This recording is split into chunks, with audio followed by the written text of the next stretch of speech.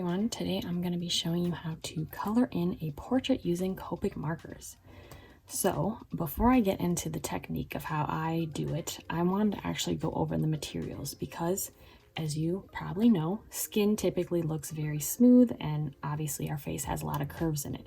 So what this is going to mean is that it's very critical you are able to do very smooth blending because you're going to be going back from dark to light and light to dark very often. So the first thing that you have to think about to get that smooth blending is what colors you're going to choose. So what I recommend doing is pulling up a Copic color swatch chart, which I will put up now, and take a look at all the colors. You'll notice for pretty much all the color groups is that every 4 to 6 color swatches seem to make a specific color group going from light to dark. So take a look at the earth tones are all very good skin tones. If you want a light skin tone, you can also look at the yellow reds or the light reds as well. Those are also good options. But take a look and try to see which one of those color groups best matches the skin tone that you want to draw. So for me, this is a self-portrait. So I chose a lighter skin group set. I chose kind of that first set of the earth tones. And you can see that 4 of my markers came just from that one set. And then if you have the majority of your markers from the one set, you will bring in markers from the other sets to usually either add shadows. So like, because all my markers are fairly light and I wanted really nice contrasting shadows, I brought in some darker skin tones. And if you're doing a darker skin tone portrait, you're probably going to be bringing in 1 or 2 lighter colors from the other swatches to do like the very highlighted areas. At a bare minimum, make sure you have 3 markers. You'll want a light, a mid, and a dark for any skin tone you're doing. And as long as you have those 3, it should still work out fairly well. And also keep that in mind when you're following along with me. If I'm using, the light swatch for my skin tone, you use the light swatch for your skin tone. And do the same for the mid skin tone and the dark skin tone as well. Apart from that, it's also very important that you have the proper paper.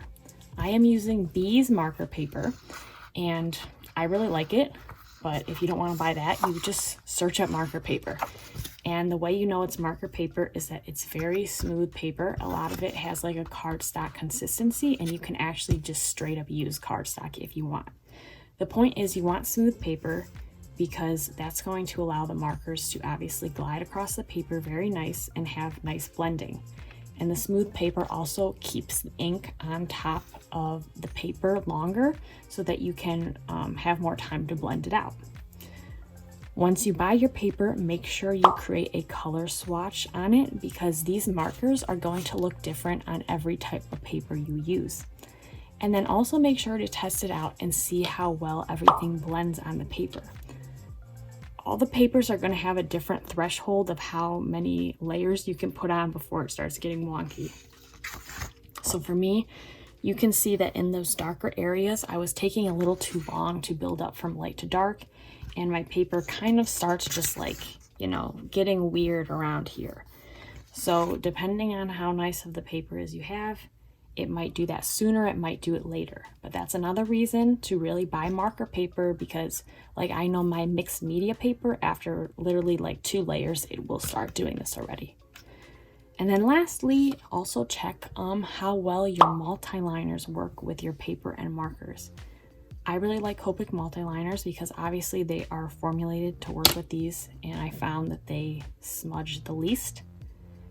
And they also don't really have to take too long to dry, but depending on your paper, again, it may be different. If you're using, like I was using mixed media paper with these a little earlier, and even after 6 hours, it was still smudging when I put my markers on top of it.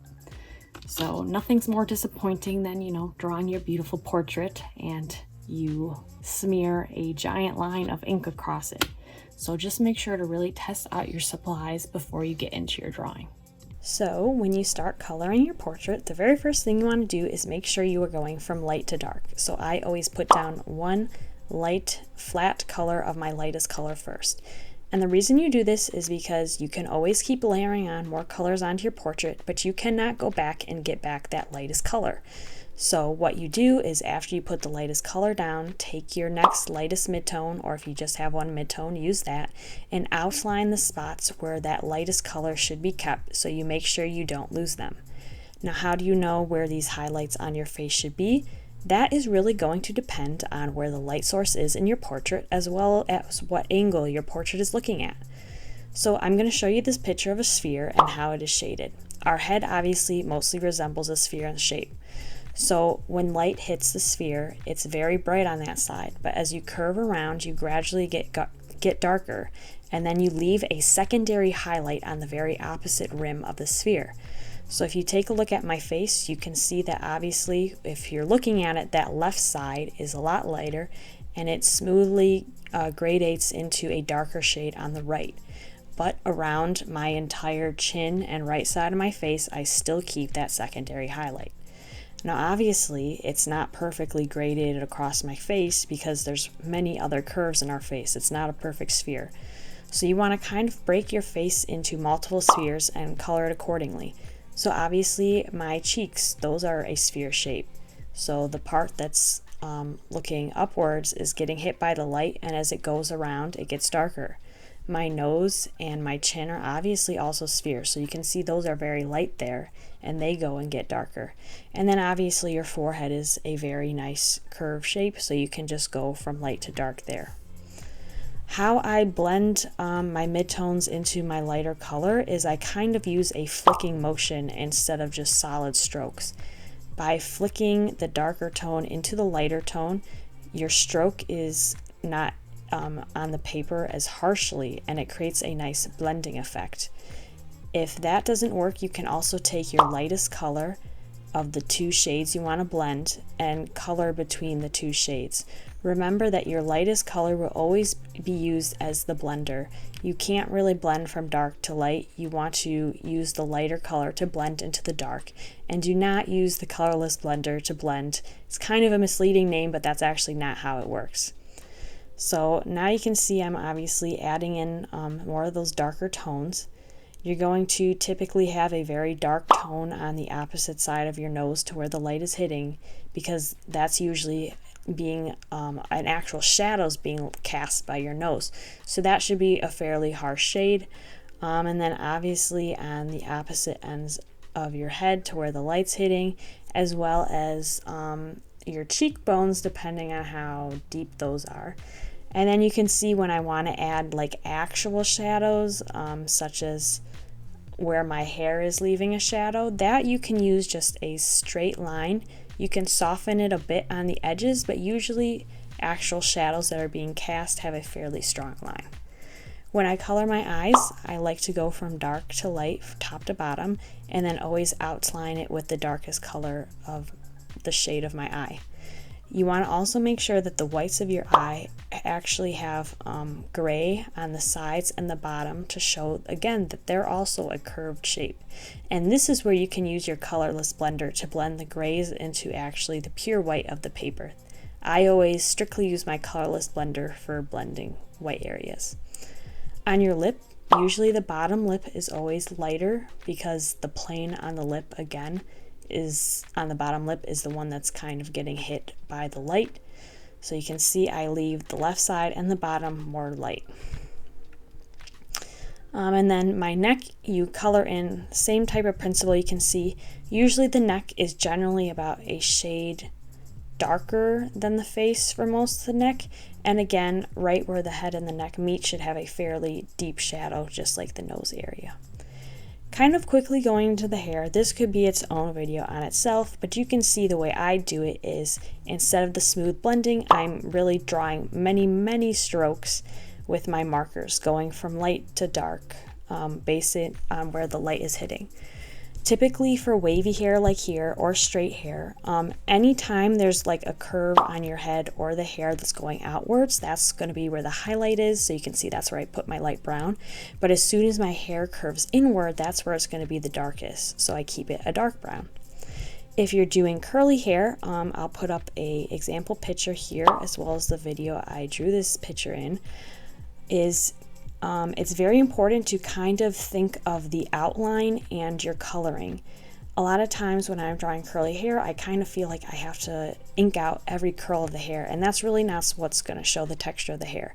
You want to just make sure that the outline of the hair is very, very curly. As you can see, I did here, lots of wavy lines. And then the inside, you're going to, like I did here, drawing wavy strokes, instead you're going to draw very curly strokes. So I did kind of a lot of squiggly lines. I lay down a flat color of gray first, and then I do a bunch of squiggly lines in multiple shades of gray as well as black, and also put those white highlights in that squiggly formation, and that really helps convey a curly texture of hair. So now you can see that I'm going back onto the actual skin of my portrait and darkening that right side a little bit. And the reason I did this is because once I laid down the dark brown on my hair, I realized that the shadows on my face were not dark enough. In color theory, it really affects a viewer's view of your drawing on what colors are next to each other. So if my skin is very light and it's next to a white background, even the slightest shadow is going to look like it's strong enough. However, as soon as I put that dark brown next to my light skin, it really makes those shadows lighten up a lot. So it's totally okay once you draw out the rest of your drawing, like the hair in the background. You might have to go back to your portrait and adjust your shadows a bit. But again, that's perfectly fine, because you can always make it darker, but you can't obviously make it lighter. So that's why it's best to kind of go slowly. And then that's pretty much what I did for the majority of the portrait. I guess the last thing I could talk about is my makeup.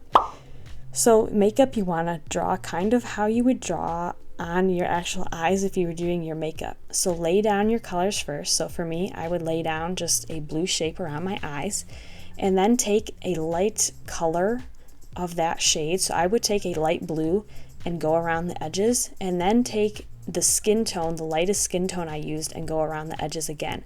And that's going to blend out the eyeshadow color into your skin. Because if you think about it, if you were putting on makeup, right, you usually put on your makeup and then you use a blender brush to blend it, your makeup into your skin. So that I kind of use the same principle for my drawing.